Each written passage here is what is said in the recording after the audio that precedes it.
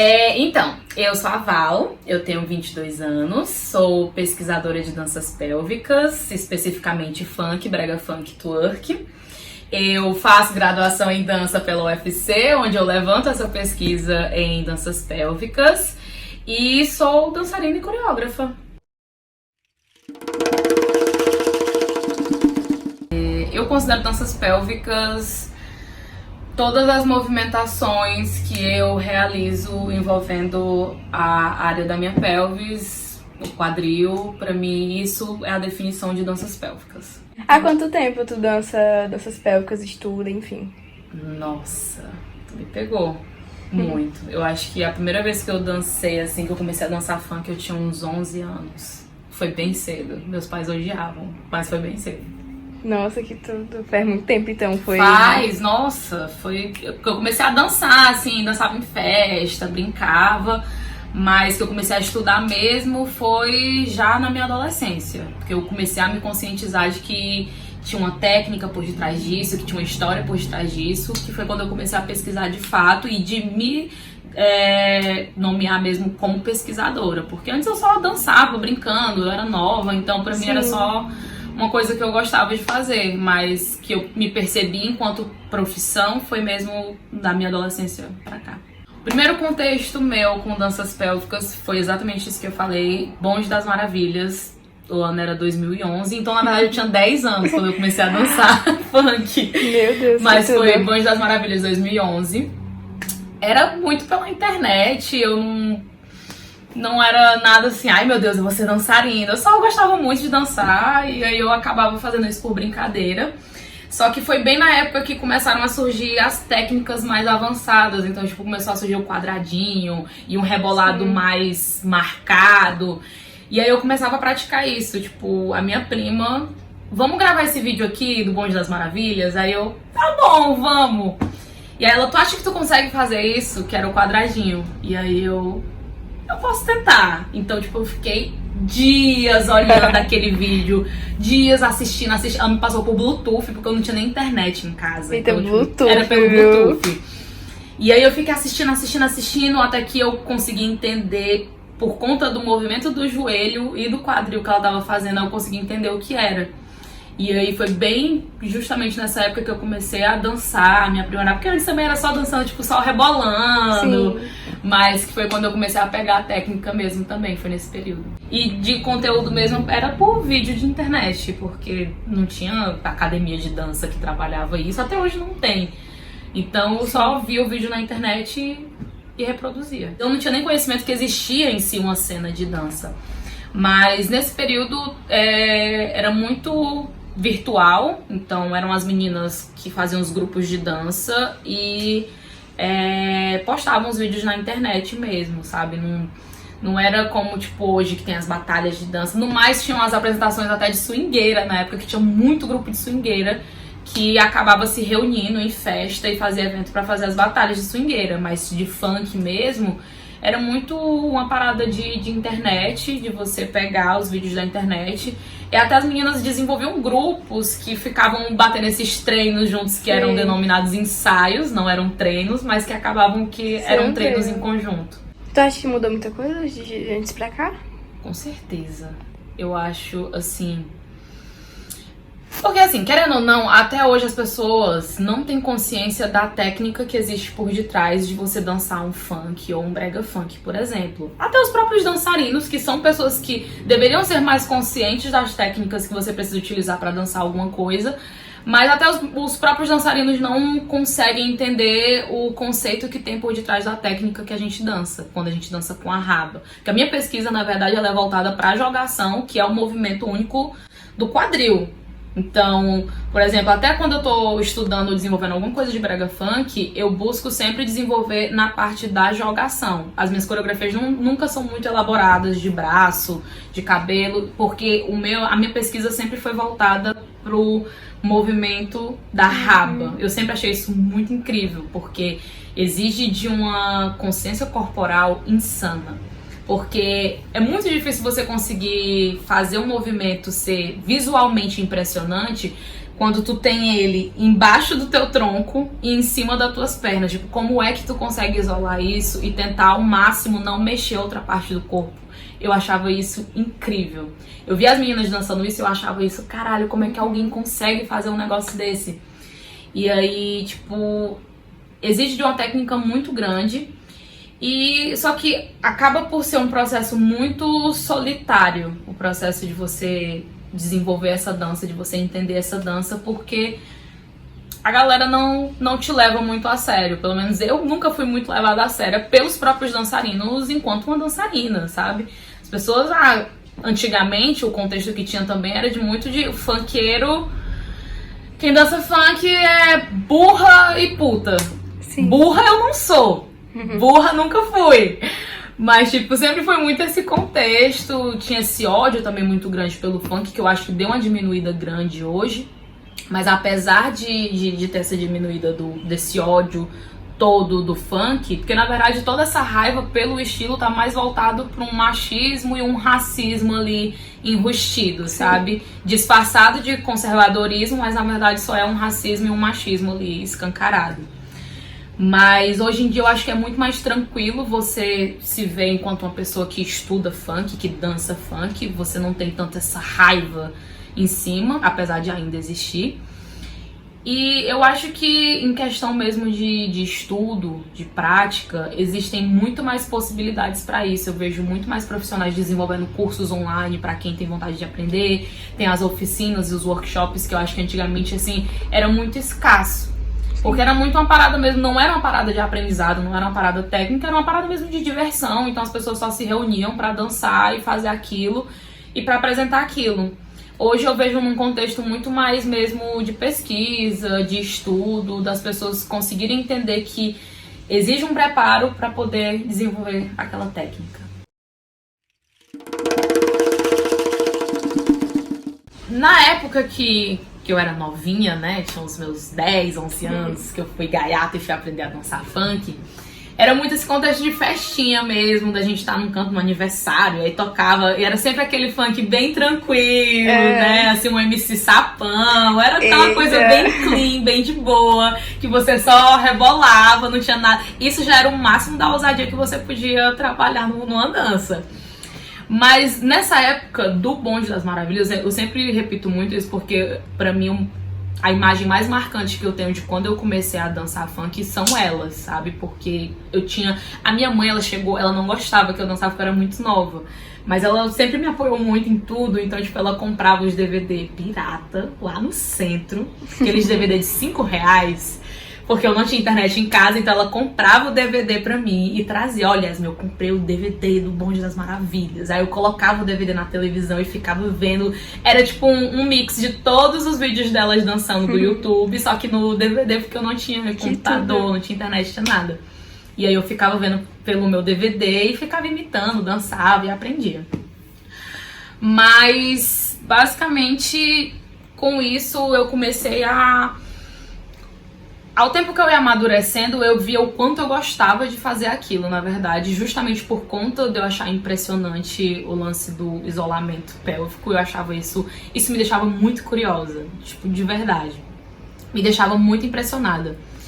E eu tive uma tia, eu tenho uma tia que uma vez, em uma das festas de família, eu dançava, mas meu pai não gostava que eu dançasse nas festas de família, porque eu era muito nova, tinham os homens, e eles olhavam, e meu pai ficava muito incomodado, então ele sempre, olha, não faz isso. E eu, tudo bem. E eu lembro de eu chorando muito uma vez, porque eu queria dançar, porque eu sabia dançar, e eu sempre fui muito amostrada, né? Até hoje, eu sou, né, a rainha de onde eu chego. E aí, quando ele me cortou dizendo que eu não podia dançar nessa festa, eu fiquei arrasada e fui chorando pra dentro da casa da minha tia. E a minha tia veio, não, mas é porque é muito lindo isso que tu faz, é muito bonito isso que tu faz. É sério, eu fico impressionada, porque essa coisa que tu faz é o tipo de coisa que eu só vi na internet. E isso me marcou completamente, porque eu acho que foi a primeira vez que eu vi que alguém reconhecia que eu fazia algo impressionante, que eu fazia algo muito massa. Até então eu não sabia, eu não reconhecia que eu fazia alguma coisa muito massa. E aí isso, tipo, ficou preso na minha cabeça e eu comecei, depois, eu lembro muito desse dia, esse dia é muito claro na minha cabeça, que eu comecei a continuei dançando, instigada, e aí foi até quando eu comecei a produzir pra internet. Então, a minha mãe tinha comprado um celular onde eu podia acessar o YouTube, essas coisas, comecei a postar vídeo no YouTube. E foi quando eu comecei a me interessar pela área de criação de conteúdo. Aquele segredo maroto, nós no quarto, eu de quatro, me deixando várias marcas. Teu corpo todo suado, apertando meu pescoço, tesão indo no ar. Catucada na choque, não para que eu vou gozar. Bota tudo seu canal, vai malvado, eu sinto bem. A nossa treta aconteceu, hoje eu vou te fuder. Sobe, bate na bunda, Take it, girl. Take it up, take it up, take it up, take it, take it, take it up, take it up, take it up, take it, take it, take it up, take it up, take it up, take it, take it, take it up, take it up, take it up. Eu comecei a pesquisar mais, eu fui crescendo, ficando adolescente, e fui percebendo que eu tinha que ter, tava sentindo muita dor na lombar, então comecei a pesquisar sobre contração de abdômen. E de repente eu já estava pesquisando sobre anatomia e fui vendo o quanto eu ficava muito instigada em pesquisar sobre esse assunto, em ver sobre esse assunto e praticar esse assunto. Eu nunca me enxerguei enquanto professora.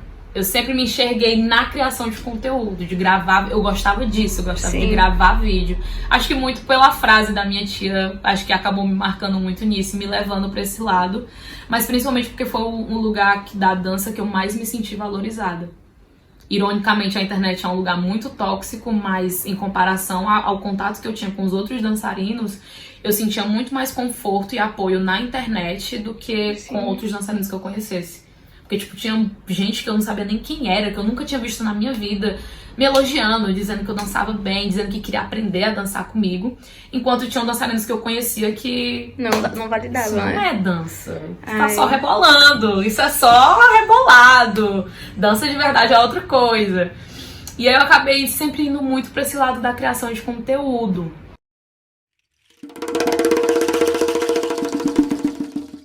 Mas foi lá na Áurea, foi a primeira aula que eu dei da minha linguagem. E, gente, foi assim o dia mais nervoso da minha vida. Eu acho que também foi a pior aula que eu já dei na minha vida. Foi horrível. Não, sério, eu tava tão nervosa. Eu tinha o conteúdo, eu tinha tudo, só que eu não sabia, eu não entendia como colocar aquilo pra fora. E eu fiquei muito nervosa porque, novamente, eu nunca tinha me enxergado enquanto professora. Eu vim me descobrir como professora na faculdade mesmo, que eu percebi que eu podia estar aí nesse meio.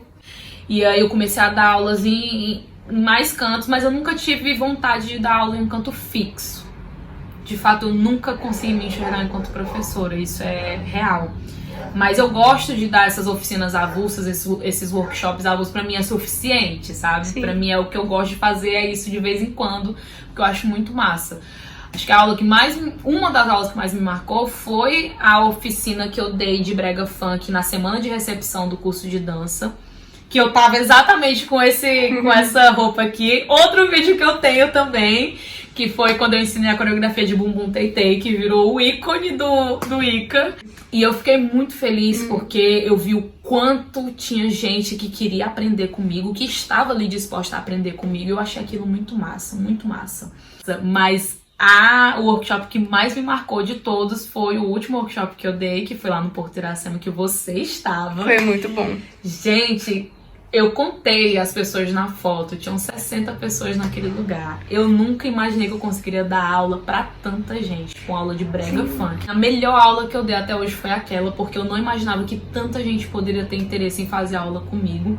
E foi muito massa, foi uma troca muito massa. Eu tenho os vídeos da gente dançando, as meninas dançando também lá. E gente, assim, tinha gente até que eu nem não me dava bem com algumas pessoas, e a pessoa foi lá pra fazer minha aula e tava lá super determinada a fazer também. Pra mim, assim, foi um momento incrível, eu fiquei super realizada até hoje, sou muito grata ao pessoal do KMF por ter me dado essa oportunidade.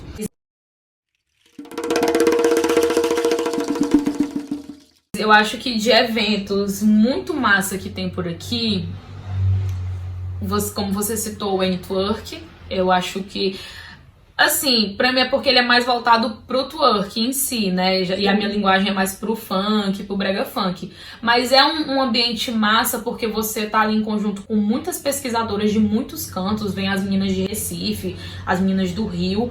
E é muito massa porque tu consegue pegar um conteúdo muito incrível. Outro, agora de evento mesmo, de troca de dança, pra mim são as batalhas de brega funk e em específico o brega de Mauá. Eu acho, pra mim, ele é o de maior popularidade porque ele abrange uma galera muito massa, principalmente uma galera da periferia que tá ali, de fato, dançando. E tá dançando porque gosta, tá dançando porque ama. Sim. E aí você consegue conhecer muita gente foda, cara. Você consegue conhecer grupos que se organizam, que estão ali no corre todo dia. Consegue conhecer muitas meninas também que estão ali, que treina, que dança, que dá o gás também. Pra mim, quando eu penso em questão de evento aqui em Fortaleza, pra mim essas são as duas coisas que mais me marcam. Tipo, o brega de Mauá mesmo por uma questão de contato com outros dançarinos e o N-Twerk por uma questão mesmo de contato com o estudo.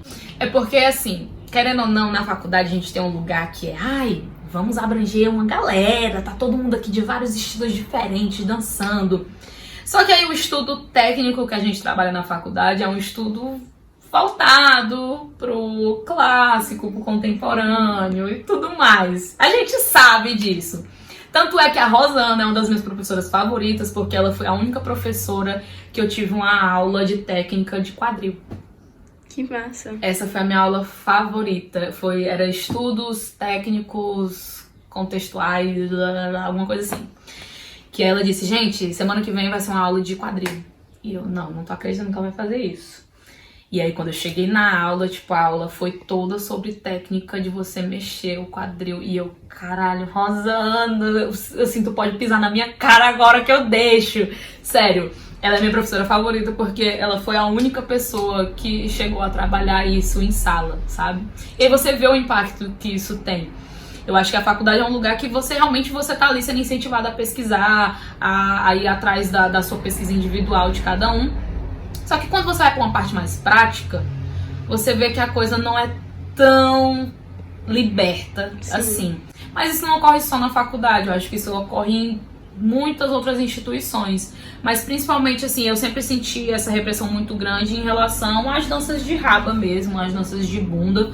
Porque, querendo ou não, por exemplo, se você vai num estúdio de dança, uma academia de dança, tem balé clássico, tem jazz, tem contemporâneo, tem danças urbanas. Você tem as danças urbanas ali que, né, as aulas do hip hop que a galera fala, né? Mas você não tem um estúdio que, dá aula de funk, dá aula de brega funk. É muito difícil. Eu acho que o único estúdio que eu vi que chega a ter alguma aula de raba, acho que foi... Acho que o do Casulo, que a Dai dava umas aulas de twerk lá, só que era em conjunto com as aulas da Jéssica, que era de Hills Dance, que era femme, e aí elas tinham essa coisa em conjunto e a Dai acabava por dar algumas aulas lá, só que eu acho que não tinha uma aula específica só disso. E a Suclan, o estúdio Suclan foi o único que chegou a ter vamos ter aula aqui de twerk. Só que aí o estúdio acabou não indo pra frente, mas foi o único estúdio que eu vi que de fato tinha uma aula só disso, sabe? Eu acho muito difícil você encontrar um lugar que tenha essa coisa. Mas é muito também porque querendo ou não, é muito ligado a um lugar de conservadorismo, entende? Sim. Porque, querendo ou não, assim, dançar com a bunda, dançar com a raba... É considerado uma coisa vulgar, porque é uma dança que está ligada, assim, à sua sexualidade, a partes erógenas do nosso corpo. Então, isso acaba trazendo uma corrente muito negativa em cima dessa dança, porque para as pessoas ainda é muito difícil lidar abertamente com o lado sexual das pessoas. Eu sou uma defensora sobre ligar o sexo com a minha dança. Isso, assim, sou muito criticada por isso, que, não sexualizem minha dança, não sei o quê. Mas a minha pesquisa, ela tá muito voltada também ao meu ser sexual. Eu não vou ser... não vou ter coragem de chegar aqui e dizer que as danças que eu danço não estão ligadas com sexo, porque estão sim. E não tem problema nenhum estar ligado com isso, sabe? Porque, assim, Eu acredito muito que a arte, ela é um resultado daquilo que o artista vive, acredita, gosta, desgosta. E o sexo, ele está incluso nessa nossa vivência, e aí a gente acaba por expressar isso. Tanto é que tem culturas que trazem esse traço mais sexual. Tem culturas que trazem, na verdade, essa celebração mesmo, porque sexo é a fertilidade, é a vida, tipo, a vida é gerada a partir do sexo. Isso é muito massa, isso pra mim é de uma poesia tão forte, sabe? Só que para as pessoas ainda é muito constrangedor tocar nesse assunto, falar abertamente sobre isso ou dançar abertamente sobre isso. E aí eu vejo até muita pesquisadora falando sobre não relacionar o sexo com a dança, e eu, por um lado, eu entendo esse discurso, mas eu ainda acho que é um discurso muito preso à ideia dessas instituições, entende? Dessas instituições que não incluem a gente nisso. Tipo, não, a minha arte não tá ligada ao sexo porque é uma arte de verdade. Mas não tem problema a sua arte estar ligada ao sexo, porque sexo faz parte da vida, e se isso faz parte da sua pesquisa, tá ok também, sabe? Não tem problema você querer demonstrar isso através da sua dança. E aí eu acho muito que tá presa a esse lugar de conservador mesmo. E aí as próprias pesquisadoras, as próprias dançarinas, ao tentarem não limitar suas danças a um discurso mais machista, mas aí elas acabam entrando nesse discurso conservador. Pessoas que dançam com a raba, com a pelvis, não cedam a esse discurso de que não pode estar ligado ao sexo. Gente, pode. É completamente natural, é completamente ok também. Então, aceitem estar vivendo a sua sexualidade. Para quem tem interesse mesmo na área das danças pélvicas, não se limitem, estudem, pesquisem. A maior parte do meu ensino foi como autodidata mesmo, sabe? Eu que fui atrás do negócio, eu que fui atrás de pesquisar. E não que para que você seja um bom dançarino também você precise ser um puta de um pesquisador. Eu acho que pesquisador é completamente diferente de dançarino, tá? Então se você só quiser dançar também, tá tranquilo, tá de boa. Mas se tu se interessa por essa parada, vai lá, dá uma pesquisada, a internet tá aí pra isso. Tem livros maravilhosos também, de pesquisadoras maravilhosas também.